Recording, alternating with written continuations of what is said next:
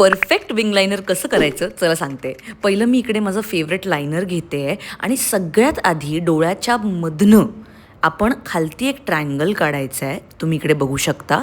आणि त्यानंतर पुन्हा छोटा ट्रायंगल वरच्या आयच्या लॅश लाईनला जोडायचा आहे. बस इतकं सिम्पल करायचं आहे. थोडी प्रॅक्टिस लागेल, पण एकदा आलं की नक्की जमेल.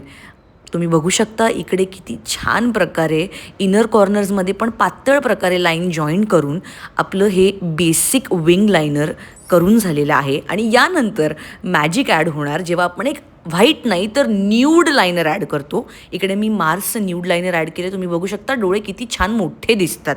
आणि मग काय, माझं फेवरेट आयलॅश कर्लर वापरून मस्तपैकी हे लॅशेस कर्ल करायचे. आणि इथे माझा फेवरेट मस्कारा वापरून मी मस्तपैकी लॅशेस कोम्ब आउट करते.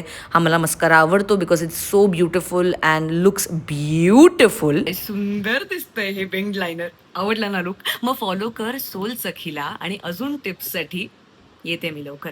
तोपर्यंत काळजी घे सखे. बाय.